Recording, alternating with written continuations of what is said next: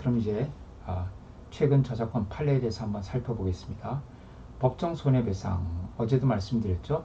법정 손해배상을 청구하기 위해서는 침해 행위가 있기 이전에 그 침해된 저작물이 한국저작권위원회에 등록이 되어 있어야 된다는 거죠. 등록이 되어 있지 않으면 법정 손해배상은 청구할 수가 없습니다. 그런 취지의 판결이고요.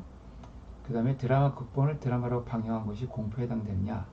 드라마 극본 자체는 공표를 하지 않았는데 이 극본을 바탕으로 해서 만들어진 드라마가 방영이 됐습니다. 그 방영되면 그건 공표됐다고 보는 것이죠. 그러면 드라마가 방영된 것이 드라마 극본에 대한 공표가 되느냐 하는 문제예요. 그 극본 자체는 공표가 안 됐는데 그 극본을 바탕으로 한 드라마가 방영돼서 공표가 된 것이죠. 우리 성명표시권에 뭐라고 되어 있습니까? 그 저작물을 공표 매체에, 저작물을 공표할 때 매체에 이름을 써주도록 되어 있는 것이 성명표시권이죠. 그런데 이 드라마 극본을 쓴 사람의 이름을 이 드라마를 방영하면서 표시를 안 해준 겁니다. 표시를 다른 사람으로 해준 거예요. 네. 다른 사람과 공동 저작인 것처럼 원래는 단독 저작물인데 이런 경우에 그 비록 극본 자체가 공표된 것은 아니지만 드라마가 방영됨으로써 사실상 드라마 극본도 그 공표된 것으로 봐야 된다. 일종의 드라마 자체가 드라마 극본에 대한 공표 매체라고 볼 수 있다고 해서 그 드라마가 방영될 때 이 극본 저작자의 이름을 제대로 표시해 줘야 된다는 겁니다. 그러니까 극본은 A 혼자 썼는데 마치 그것을 ABC 공동 저작인 것처럼 엔딩 크레딧에 올렸다면 그건 성명표시권 침해에 해당된다 하고 이렇게 본 사례입니다. 그 다음에 이제 요 용역업체 요거는 우리 저작권 등록을 하게 되면요, 그 등록된 저작물을 침해하게 되면은 과실이 추정이 됩니다. 어제 제가 말씀드렸죠. 민사 책임에는 정지 책임과 손해배상 책임이 있는데 정지 책임은 고의 과실을 요건으로 하지 않지만은 손해배상 청구를 하기 위해서는 고의 또는 과실이 입증이 돼야 돼요. 그런데 등록되어 있는 저작물을 침해하게 되면은 과실이 추정된다는 겁니다. 입증 책임이 상대방에게 넘어간다는 거죠. 그러니까 원고가 굳이 입증을 안 해도 내 저작물은 등록되어 있는 저작물이다라는 사실만 밝혀주면 그건 등록증을 제시하면 되는 거죠. 등록증만 제시하면 저작물 등록증만 제시하면은 상대방이 과실, 그 침해 행위에 과실이 있다는 것이 추정이 되기 때문에 내가 다른 입증을 하지 않아도 손해배상 청구를 할 수 있다는 것이죠. 아시겠죠? 그러니까 상대방이 자기가 과실이 없었다는 것을 거꾸로 입증해야 되는 부담을 지게 된다는 겁니다. 네. 그 다음에 영리회사가 회사 내부적으로만 이용하는 것이 저작권법 30조의 사적복제에 해당되느냐. 아까 사적복제라는 게 있다 그랬죠. 공표된 저작물을 영리를 목적으로 하지 않고 개인, 가정 및 이에 준하는 한정된 범위 안에서 이용하고자 할 때는 복제할 수가 있다. 허락 없이. 근데 그렇게 개인, 가정 및 이에 준하는 한정된 범위에 영리회사도 포함되느냐? 회사의 우리 직원들만 본다. 이거는 30조에 해당이 되지 않는다는 거예요. 다시 말하면 이런 경우에는 면책이 되지 않는다. 따라서 허락을 받고 해야 된다는 그런 판결이고요. 그 다음에 주름 개선 시술 기법, 이것은 이제 그런 그 강연한 동영상, 이것이 저작물성이 있다고 보는 것이고요. 그 다음에 솔섬 사진 사건, 요거 아주 유명한 사건입니다. 인터넷에서 솔섬이라고 한번 쳐보시면은 이 사진을 볼 수가 있어요. 마이클 케네라는 그 외국 사진 작가가 우리나라에 와서 저 삼척 앞바다에 있는 솔섬이라는 사진을 찍었어요. 그런데 그 후에 다른 사람이 그 같은 솔섬이라는 사진을 찍었습니다. 근데 약간 비슷한 위치에서 찍다 보니까 이 사진이 상당히 유사하게 보여요. 그것을 이제 이 저작권 침해로 이 마이클 케네라는 사람이 국내 대리인을 통해서 소송을 제기했던 겁니다. 그런데 여기서 법원은 뭐라고 판결했냐면은 피사체가 동일하면은 사진은 유사하게 나올 수밖에 없다. 예. 그 피사체라는 것은 아이디어라는 거죠. 피사체 자체는 아이디어의 영역에 속하는 것이기 때문에 그러면 이 사람이 솔섬을 찍었다고 해서 다른 사람은 솔섬을 못 찍느냐? 그렇게 볼 수는 없는 거죠. 그래서 저도 이제 제가 좀 높은 동네에 사는데요. 저희 집에서 조금 올라가면은 그 매봉산 아주 이제 꼭대기 정자로 올라가게 돼요. 한 10분만 올라가면. 거기 가보면은 저녁 한 8시쯤 되면요. 많은 사진사들이 그 카메라 설치해 놓고 이제 그 사진을 찍는 걸 볼 수가 있습니다. 그 사람들이 찍는 사진이 다 비슷비슷하죠. 동일한 위치에서 동일한 방향으로 찍으니까. 그것처럼 그런 경우에 그런 사진들을 표절 작품으로 볼 수는 없는 거죠. 이렇게 어떤 그런 이제 자연적으로 존재하는 이런 피사체 이런 것들은 아이디어의 영역에 속한다.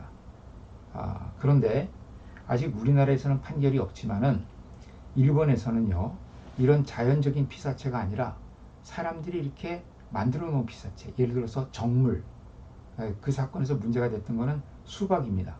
수박 사진을 찍는데 수박을 반으로 쪼개놓고 그 쪼개진 수박을 또 이렇게 담아놓고 그 옆에 그 뭐 덩굴 같은 거, 그다음 뭐 이렇게 해가지고 연출을 해놓은 사진이에요. 아주 시원하게 보입니다. 이제 그런 사진이 나오니까 그와 거의 비슷하게 수박을 쪼개놓고 배치를 해놓고 사진을 찍은 거. 이것은 그럼 저작권 침해가 되느냐? 그건 침해가 된다고 본 판결이 있어요. 일본에서는. 그러니까 자연적으로 있는 우리가 어떻게 가공할 수 없는 피사체는 아이디어의 영역에 속하는 것이 분명한데, 그러나 사람이 가공할 수 있는 피사체, 그 가공을 비슷하게 해가지고 유사한 사진을 찍는 것은 저작권 침해가 될 수 있다는 점을 참고로 알아주시기 바랍니다. 아직 우리나라에 그런 판결이 있는 것은 아닌데, 그리고 이 솔섬 사진 사건에서는요, 저작권 침해도 부정이 됐고요.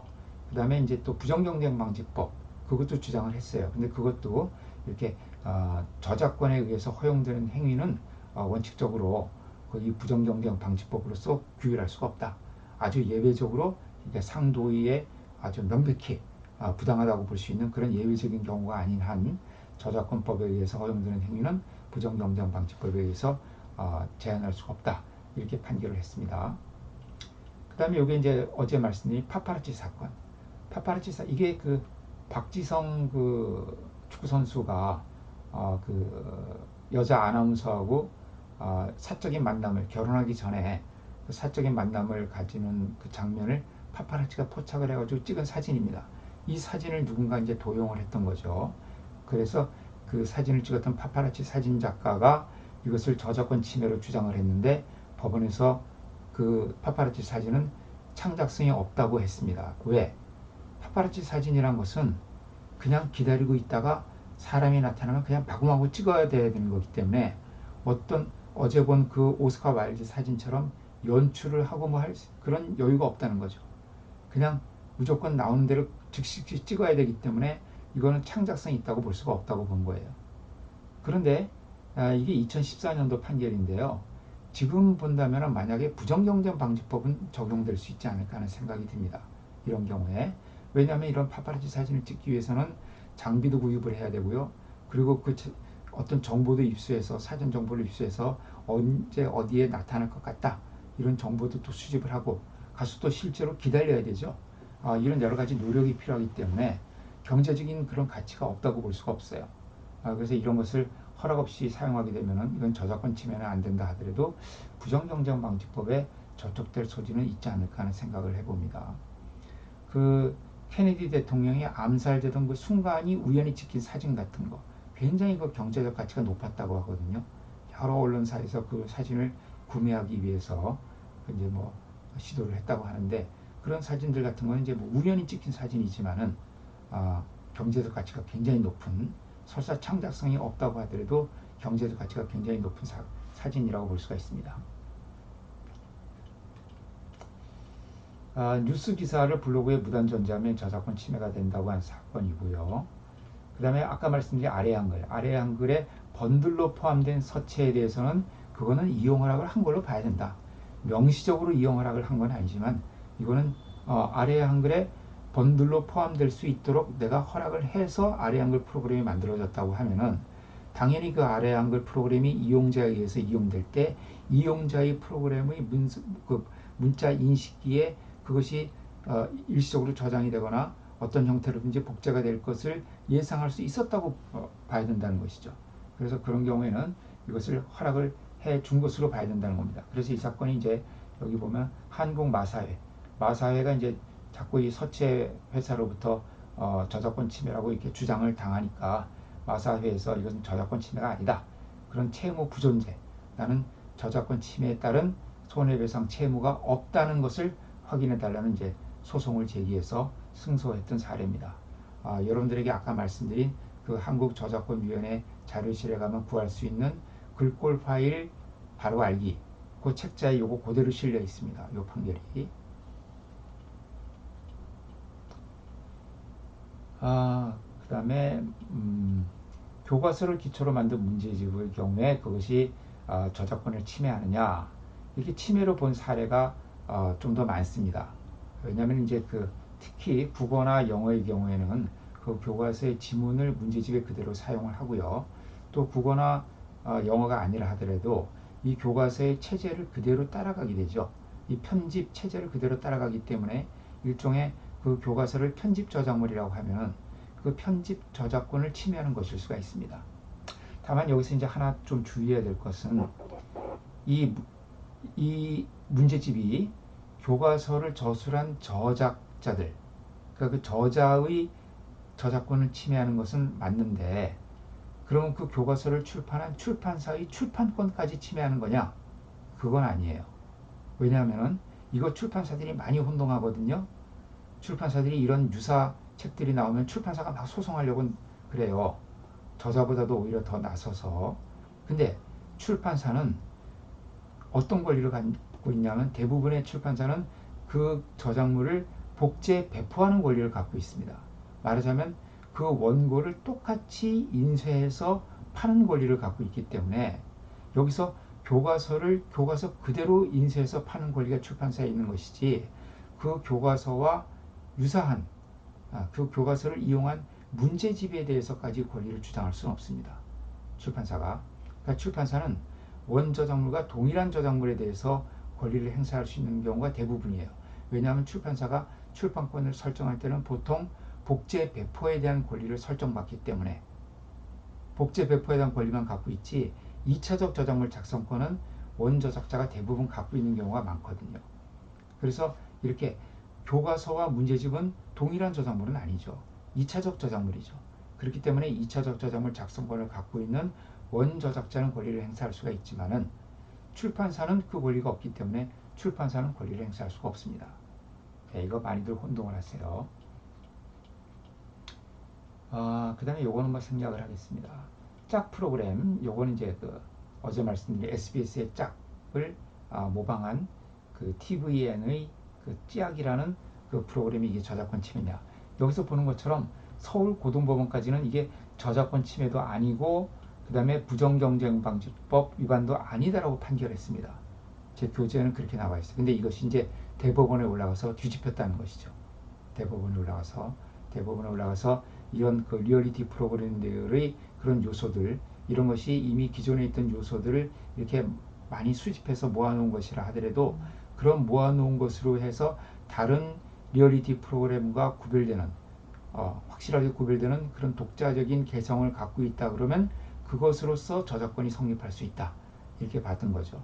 요것과 그 포레스트 매니아라는 게임 프로그램에서 이렇게 기존에 우리가 어떤 포맷, 즉 아이디어의 영역에 속한다고 봤던 진행 방식이라든가 이런 것들에 대해서 저작권으로 보호를 해준 사례입니다. 여기 여러분들 교재에는 대법원 판결을 제가 기재를 안 했는데 대법원 판결에서 요 내용이 뒤집어졌다라는 것을 알고 계셔야 됩니다. 그 다음에 이제 선덕여왕 사건. 선덕여왕 드라마 보셨습니까? 네. 누가 주인공이에요? 주인공으로 저는 이 드라마를 보진 않았는데 이게 사건이 돼가지고 이제 이 사건에 제가 관여를 하게 돼서 뭐 참 이런 사건 하면 엄청 고생스럽습니다. 왜냐하면은 선덕여왕이 60부작을 했더라고요. 그 60개를 이제 봐야 돼요. 그 60개를 이제 봤는데 미실이라는 이제 그 악역이 나오죠. 미실은 누가 연기를 했냐면 이제 그 고현정 그분이 이제 했고요. 그 선덕여왕은 그분 이름은 잘 모르겠어요. 그랬는데 이 드라마가 이제 방영이 될 때 어떤 사람이 이제 이게 저작권 침해라고 주장을 합니다. 그 사람은 이 샤론의 꽃이라는 제목의 뮤지컬 대본을 쓴 사람이에요. 근데 이 뮤지컬 대본이 널리 알려지지도 않았고요. 뭐 출판이 되지도 않았어요. 그러나 몇 사람에게 제공되기는 했었습니다. 이런 걸로 한번 뮤지컬 만들어 보지 않겠냐 하니 이렇게 뭐 제안을 하면서 몇 명에게 그런 이제 이 뮤지컬 대본을 이렇게 보여주고 했던 그런 사실은 있는데, 그러나 뭐 널리 알려진 그런 책은 아닙니다. 그런데 이제 이 샤론의 꽃이라는 뮤지컬 대본도 선덕여왕을 주인공으로 하고 있고요. 뭐 김유신 장군이라든가 특히 미실이 나와요, 거기에. 근데 이것은 뮤지컬이기 때문에 어떤 구체적인 스토리라기보다는 상당히 추상적인 동작 위주의 그런 약간 퍼포먼스 위주로 되어 있어요. 어떤 구체적인 스토리가 아주 이렇게 드라마처럼 구체적으로 전개되는 것이 아니라 상당히 몽환적이고 좀 약간 추상적인 그런 표현들로 되어 있습니다. 그런데 이제 이것이 이 사건이 1심에서는 저작권 침해가 부정됐다가 항소심에 올라가서는 다시 침해가 인정됐다가 대법원에 가서 다시 침해가 아니라고 결론이 계속 바뀌었던 사건이에요. 그런데 이 사건에서 이제 문제가 됐던 게 뭐냐 하면은, 우리 이제 저작권 침해가 되기 위해서는 의거성이 있어야 된다 그랬죠. 의거성. 그러니까 피고가 원고의 작품을 모방했어야 된다. 해야 되는데 그 부분입니다. 이제 그 부분을 입증하기 위해서 여기 보면은 그 이 뮤지컬 대본에도 그렇고 드라마에도 그렇고 어떤 것이 나오냐면은 역사에 없는 내용들. 예를 들어서 선덕여왕이 그 이제 어렸을 때 어떤 그 악인들의 그 박해를 피해서 서역 그 타클라마칸이라는 사막에 가서 자라는 그 성장하는 그런 장면이 나와요. 이것이 선덕여왕에 나오고 뮤지컬 대본에도 그 서역 사막이라는 그런 그 배경이 잠깐 설정이 되어 있습니다. 그런데 선덕여왕이 서역에 갔던 기록은 우리 역사에는 없는 거죠. 이것이 동일하다는 것은 마치 아까 우리가 봤던 그 커먼 미스큐 또는 커먼 에러, 현저한 유사성에 해당되지 않느냐 하는 이제 그런 쟁점이 있는 거고요. 그런 서역에서 자라면서 선덕여왕이 서역 문화에 대한 문화와 사상을 습득하는 이런 장면들, 그리고 선덕과 미실의 대립구도, 이것이 이제 그 대본과 뮤지컬 대본과 드라마에 공통적으로 존재를 하는데, 사실 보면은 그 삼국유사인가요? 그 삼국사기인가 거기에 보면은 이 미실과 선덕은 역사적으로 볼 때 한 300년 차이가 난대요. 그러니까 같이 있을 수 없는 사람이죠. 그런데 이것이 양쪽 그 컨텐츠에 동일하게 이것이 서로 대립되는 그런 캐릭터로 설정이 되어 있다는 것은 역사와는 다른 내용이죠. 그런데 이게 어떻게 같을 수가 있느냐? 그 다음에 양쪽 컨텐츠, 양쪽 저작물 모두 그 선덕여왕과 유신의 그런 애정 관계가 나오게 됩니다. 그 드라마에서도 이제 서로 어떤 그런 어떤 그 사랑의 감정을 둘이 품게 되는데, 그러나 이제 이 선덕여왕이 나라의 통치, 나라를 잘 다스리기 위한 이제 그런 생각을 갖고 그런 이제 그 김유신과의 관계를 이제 끊고, 또 김유신도 이제 그런 그 선덕여왕의 그런 이제 뜻을 받드는 그런 이제 설정으로 되어 있는데, 그런 이런 애정 관계는 역사에는 나오지 않는 거라는 거죠. 근데 그것이 뮤지컬 대본에 나오거든요. 자, 이런 점들이 역사에 없는 이런 부분들이 유사하다는 것은 이건 베끼지 않았으면 나올 수 없는 현저한 유사성이라고 해서 고등법원에서 이걸 저작권 침해라고 받은 겁니다. 그런데 대법원에 가서 이게 뒤집힌 거죠. 대법원에서는 이런 선덕여왕과 유신의 애정관계, 또 서역에서의 그런 성장, 이런 것들은 왜 우리 그 이제 역사 그 삼국 유사에 보면 선덕여왕이 모란 꽃이나 이런 걸 보고서 이것이 향기가 없을 거다 뭐 이렇게 추측하는 그런 장면도 나오고요. 그 다음에 당시 그 신라에 이미 그 선덕여왕 시절에 어떤 아라비아의 상인들이 그 신라 근처를 이렇게 와서 교육을 했다는 그런 기록이 있다고 해요. 그런 역사적 기록으로부터 충분히 이런 드라마 작가가 어떤 소설적인 상상력을 발휘해서 나올 수 있는 설정이다, 이렇게 본 겁니다, 대법원에서는. 그러니까 뮤지컬 대본을 꼭 모방하지 않는다 하더라도, 그것을 안 봤다 하더라도 어떤 그런 우리 역사에서 나타나는 아라비아 상인들의 그 신라에서의 교역이 있었다는 사실, 그리고 그 다음에 보통 보면 이제 뭐그 김유신과 선덕여왕 이런 것을 가지고 우리가 드라마를 꾸미게 되면은 그 두 사람 사이의 어떤 사랑의 관계 이런 것은 그런 그 극본 작가들이 통상적으로 생각해낼 수 있는 문학적 상상의 범위에 속한다고 본 거죠. 그래서 이것이 반드시 베끼지 않고서는 나올 수 없는 그런 유사성이라고 보기는 힘들다고 해서 대법원에서 이것은 그 모방의 증거가 충분하지 않다. 이렇게 이제 봤던 사례입니다. 참 재미난 사건입니다. 그 다음에 비더레즈, 이게 우리 월드컵 응원할 때 그 붉은 악마들 이제 쓴 비더레즈라는 그 티셔츠, 여러분들 잘 아세요? 대부분 아시죠? 네, 비더레즈. 요즘은 안 써요. 왜냐하면 하도 저작권 소송이 많이 걸려가지고. 네, 이게 이제 미술 저작물로 등록이 돼 있거든요. 이게 서체, 캘리그라프라고 하죠. 그래서 이제 요새는 비더레즈라는 걸 잘 안 쓰고 뭐 샤우팅 코리아, 뭐 그리고 뭐 이제 이런 것을 이제 많이 쓰더라고요. 그 붉은 악마에서. 예, 아마 이제 그 비더레스의 저작권자하고 잘 협의가 안 됐던 것 같아요. 그런데 어쨌든 이 비더레스라고 이렇게 크게 쓰여진 그런 티셔츠를 입고 나와서 무슨 홈쇼핑이나 이런 데 나와서 광고를 했다 하면은 이제 그럴 때 이 비더레스가 아주 중심적으로 이렇게 표현이 되게 되면 저작권 침해가 될 수 있다고 본 판결입니다. 저는 조금 이 판결은 생각이 좀 다른 부분이 있어요. 이렇게 그러면 우리가 그런 의상을 비더레스가 쓰여진 의상을 입고 광고나 이런 데 출연을 못 하느냐? 방송에. 이것은 조금 너무 우리 사생활에 대한 지나친 간섭이 되지 않는가 하는 것이 제 생각이고요. 또 그리고 만약에 그 티셔츠가 정품 티셔츠라면은 그런 그 티셔츠를 만든 사람은 비더레스의 저작권자로부터 허락을 받고 티셔츠를 만들었을 거 아니에요.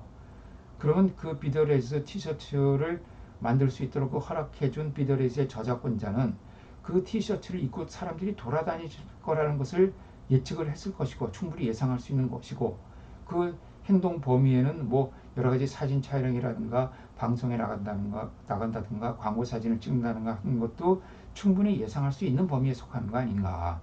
마치 아래 한글에 이렇게 자기 서체를 심을 수 있도록 허락을 해줬다면은 나중에 이용자의 그 문자 인식기에 그것이 심어질 것을 충분히 예상할 수 있었던 것처럼 비더레이즈의 경우에도 그 티셔츠가 정품 티셔츠라면 그것은 허용되는 범위에 속한다고 보는 것이 타당하지 않을까 하는 것이 이제 제 생각입니다.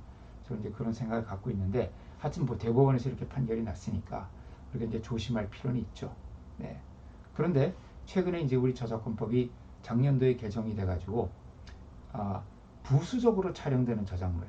내가 예를 들어서 길거리에서 동영상을 촬영을 했는데 우연히 옆에 있는 뭐 미키마우스 캐릭터가 찍혔다든가 이런 것은 다 저작권 침해의 책임으로부터 면제받을 수 있는 규정이 생겼습니다. 근데 이제 이 사건은 그렇게 부수적으로 촬영된 것이 아니라 아주 중심적으로 촬영이 됐다고 본 거죠. 이렇게 모델이 이렇게 착용을 하고 나왔기 때문에. 그러나 저는 조금 이거는 조금 너무 지나친 저작권도 일종의 권리고 권리라는 것은 모든 권리는 다 일정한 그 내재적인 제약을 갖고 있는 거거든요. 세상에 무제한의 권리라는 것은 없는 것이고요. 특별히 저작권 같은 것은 우리의 문화생활을 이루는 것이기 때문에 특히 생활과 또 굉장히 밀접하기 때문에 이것을 그렇게 포괄적으로 인정하는 것은 조금 문제가 있지 않는가 하는 것이 제 생각입니다. 그 다음에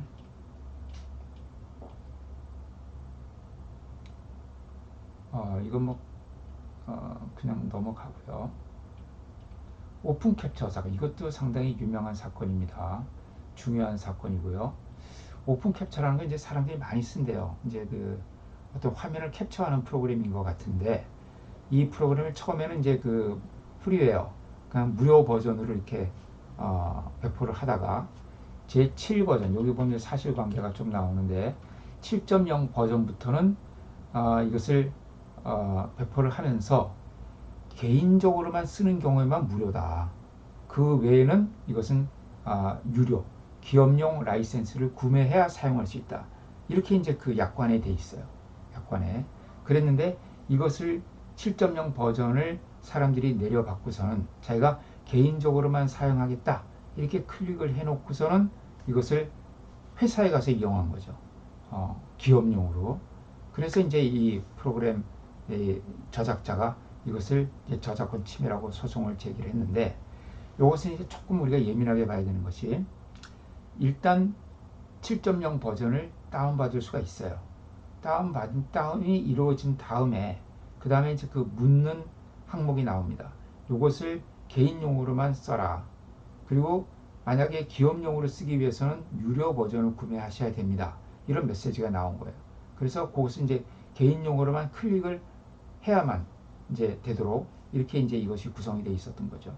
그랬는데 이 사람들이 거기에 클릭을 해놓고선 회사에 가서 이것을 이제 사용을 한 겁니다. 여기에 대해서 이제 이게 저작권 침해라고 소송을 제기를 했는데, 여기서 법원이 어떻게 판결했냐면은, 어떤 이 행위가 저작권 침해가 되는 경우도 있고 또 단순히 계약 위반이 되는 경우도 있다. 그런데 이 사건에서는 이것은 저작권 침해가 아니라 계약 위반으로 봐야 된다. 그러니까 이 내려받은 개인이 그것을 계약을 위반한 것이지 단순 계약 위반이지, 따라서 그냥 민사 책임으로 갈 문제이지 이것이 형사 책임이 될 사건은 아니라고 본 겁니다. 형사 책임이 될 것은 아닐 뿐만 아니라 실제로 계약 위반을 한 사람은 그 계약 당사자들이거든요. 그 개인들이 개별적으로 손해배상 책임을 지는 것은 변론으로 하되, 이것이 저작권 침해는 아니기 때문에 만약 침해가 된다 그러면은 회사가 책임을 져야 되거든요. 회사가 그 회사의 책임을 질 문제는 아니라고 본 겁니다. 이것이. 그래서 이것은 저작권 침해로 되는 것은 아니고 단순히 계약 위반이다. 그러니까 그 각 개인에게 어떤 손해배상 책임이라든가 이런 것을 묻는 것은 변론으로 하고, 이것이 저작권 침해가 되는 것은 아니다. 그래서 침해의 책임과 그 다음에 단순한 계약 위반을 분류했다는 것이죠. 여러분들 아까 제가 말씀드린 글꼴 저작권 바로 알기 그 책자도 보면요, 어떤 경우에 저작권 침해가 되고 어떤 경우에는 저작권 침해는 아니지만 계약 위반이 되고 어떤 경우에는 둘 다 책임이 없고 하는 그런 경우를 나눠서 이렇게 설명을 하고 있습니다. 자, 그 다음에 상표와 저작권은 동시에 성립할 수가 있습니다. 그렇게 상표도 저작물이 될 수가 있고요. 그 다음에 또 저작물도 상표가 될 수가 있고요. 네. 그 다음에 공동 저작자와 합의 없이 공동 저작물을 이용한 경우에 저작권 침해가 되느냐, 이것도 좀 알아주셔야 되는데요. 자, 공동 저작물이란 것은 어떤 거라고 말씀드렸습니까? 각 그 복수의 사람이 관여해서 하나의 저작물을 만들었을 때 그 복수의 사람들 각자의 기여분을 분리해서 이용할 수 없는 것이 공동 저작물이고, 그런 공동 저작물의 경우에는 공동 저작자 전원의 의사가 합치해야 비로소 그 저작물을 이용할 수 있다고 말씀을 드렸죠. 그런데 그 공동 저작자 중에 한 사람이 다른 저작자들의 동의를 받지 않고 그 공동 저작물을 이용했을 때, 그럼 그게 저작권 침해가 되느냐 하는 이 문제인데요. 여기서 대법원이 뭐라 그랬냐면은 그것도 저작권 침해는 아니라고 봤어요. 저작권 침해는 아니고 다만 공동 저작자들 사이의 그 뭐라 그랬습니까? 정확한 워딩이 행사 방법을 위반한 것이다. 그러니까 저작권 침해가 되는 것이 아니라 그거는 공동 저작자들 사이에 그 우리 저작권법 규정이 정하고 있는 만장일치에 의한 행사 방법, 이 행사 방법을 위반한 것이지, 이 사람이 이것이 다른 사람의 동의 없이 이 공동 저작물을 혼자서 함부로 이용했다고 해도 저작권 침해가 되지는 않는다는 거예요. 이 부분도 사실 좀 비판을 받고 있습니다. 왜냐하면 공동 저작자 중에도 지분이 있을 수가 있거든요. 우리가 보통 이제 그 기여도에 따라서 지분을 산정을 하는데, 두 사람이 공동 저작을 했는데 한 사람의 기여도가 99%고 한 사람은 1%다. 그래도 이제 공동 저작물은 성립을 하죠. 보통 이제 지분에 따라서 그 기여도에 따라서 지분을 산정을 하는데, 물론 그 지분이 분명하지 않을 때는 균등한 것으로 추정을 합니다. 50대 50으로. 근데 기여도가 산정될 수가 있다 그러면은 그 기여도에 따라서 이제 지분이 달라지게 되는데, 예를 들어서 99의 기여를 한 사람과 1의 기여를 한 사람이 있는데, 만약에 1의 기여를 한 사람이, 그러니까 지분을 1%만 갖고 있는 사람이 99의 지분을 갖고 있는 사람의 동의 없이 이 저작물을 함부로 이용한 것조차도 저작권 침해가 안 되고 단순히 행사 방법을 위반한 것이라고만 봐야 되는 것은 너무 지나치지 않느냐 하는 이제 그런 비판이 있습니다. 이 판결에 대해서. 그러나 일단 이제 이건 뭐 이런 것도 다 대법원 판결이 나온 거기 때문에 우리가 이제 비판을 하는 것은 뭐 얼마든지 학문적으로 비판할 수가 있지만은 이 판결이 바뀌기 전까지는 우리 판례가 이런 입장을 취하고 있다는 것을 우리가 알아둬야 되겠죠.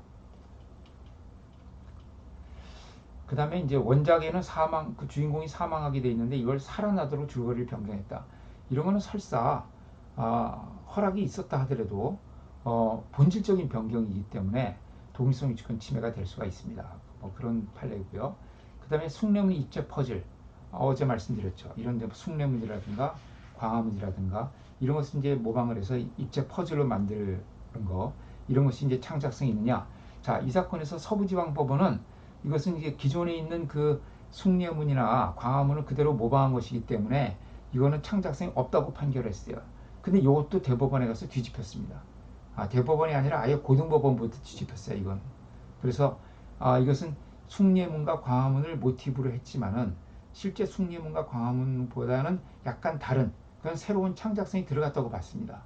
그래서 이것을 새로운 저작물로 봤던 사건이고요. 그래서 이 여러분들 교재에는 이 서부지방법원 1심 판결만 나와 있는데 이것은 고등법원과 대법원에서 결론이 바뀌었다는 것을 알아두시면 될 것 같습니다.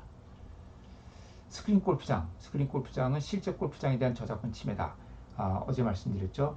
골프장은 일종의 건축 저작물에 해당이 되기 때문에 이런 그 실제 골프장을 시뮬레이션을 해가지고 항공사진과 그 다음에 등고선 이런 것을 가지고 모방을 해가지고 이 스크린 골프장 프로그램을 만들게 되면 저작권 침해가 된다. 이제 그런 부분입니다. 그 다음에 인터넷 링크.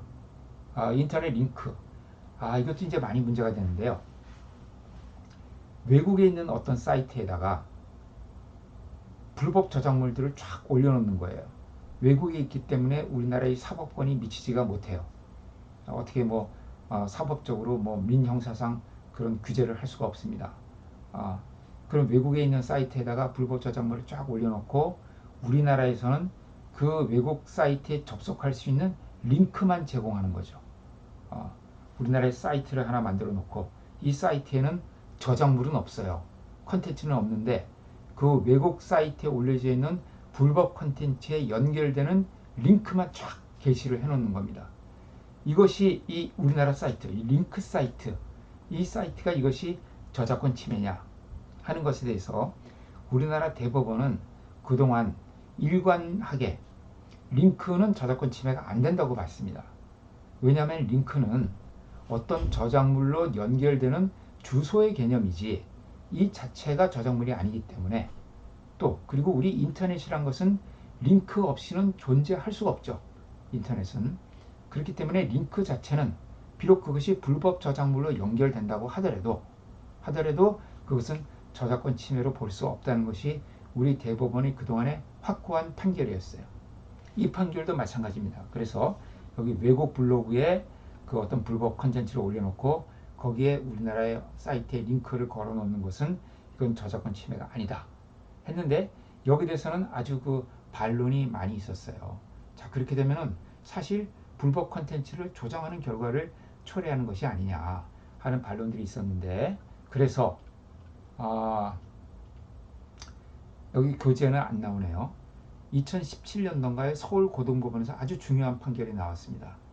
그 외국 사이트에 불법 컨텐츠를 올려놓고 국내에서 그 링크만을 제공하는 이런 사이트들, 특히 그 링크 사이트가 이른바 인베디드 링크라고 해가지고 링크에는 여러 종류의 링크가 있는데 그러니까 거기로 이제 뭐 우리 흔히 이제 나타나는 파란 줄이 그어지고 하는 건 이제 단순 링크라고 하는 건데 그런 링크가 아니라 인베디드 링크라고 해서 내가 그 이 링크 사이트에 접촉을 해서 그 컨텐츠 그 링크 사이트에 들어가면은 곧바로 마치 이 링크 사이트에 그 외국에 있는 저작물들이 그대로 불려와서 이 링크 사이트 자체 내에서 재생이 되는 것처럼 보여주는 이런 그 링크를 인베디드 링크라고 한대요.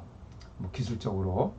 그런 경우에는 이것은 그 저작권 침해에 대한 방조 책임을 져야 된다고 본 판결이 나왔습니다.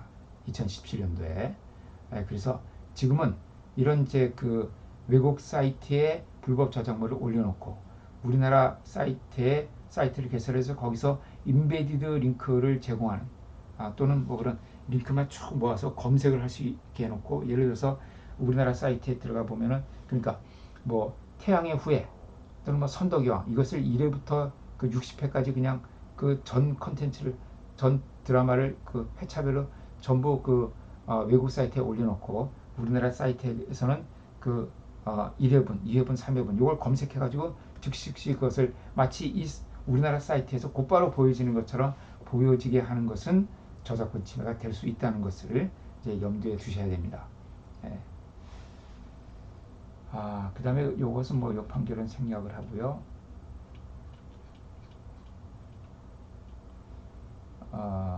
노래방에서 이용자가 부른 노래를 서버에 저장했다가 이용자에게 인터넷으로 제공하는 저작권 침해. 이게 자 이런 노래방도 있나 봐요. 제가 노래방 다닌 지가 너무 오래돼가지고 제가 세상에서 제일 싫어하는 게 노래방이거든요.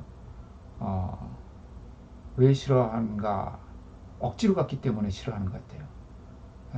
참 몇 번 노래방을 갔는데 그때마다 이 억지로 끌려가서 제가 한국저작권위원회에 2년 동안 제가 근무를 했었는데 우리 김연아 씨도 아실 겁니다. 저 노래방은 한 번도 안 갔어요. 어떤 경우에도 제가 그만큼 노래방에서 이런 서비스 그러니까 이 노래방에서 자기가 부른 노래를 USB를 꼽아서 녹화해가지고 이걸 그 노래방 고객들이 가져가는 거는 괜찮다는 거예요. 그건 사적 복제니까 괜찮은데 그게 아니라 그냥 USB를 꼽아서 복제가 가는 것이 아니라 노래방에서 이 노래를 부르면은 이것이 그 노래방에서 그 임차해 놓은 어떤 서버에 저장이 되고요. 클라우드 서버에 저장이 되고 그것을 이용자가 내려받을 수 있게 하는 것은 안 된다는 거예요. 왜냐하면 그 서버에 대한 관리 책임이 노래방에서 갖고 있기 때문에 노래방이 그 서버에 대해서 관리 주체가 되고 있기 때문에 그 서버에 이렇게 복제가 되는 것은 이 노래가 복제가 되게 되면 그 음악이 복제가 되잖아요. 반주가. 예, 그 부분에 대한 이제 저작권 침해가 된다고 본 겁니다. 그러니까 손님들이 와서 개별적으로 USB 꼽아가지고 복제해 나가는 것은 그건 이제 사적 복제니까 그건 허용이 된다고 볼 수가 있는데 그렇지 않고 이것을 노래방 자체에서 서버를 하나 클라우드 서버를 인차를 해서 거기에 이것이 자동적으로 저장이 되고 이용자들은 집에 가서 그 서버에 접속해서 자기가 불렀던 노래를 내려받을 수 있게 하는 것 이거 USB 가져가는 것보다 훨씬 편하죠. 네. 그것은 이 전송권과 저작권, 복제권의 침해가 된다고 본 사례입니다.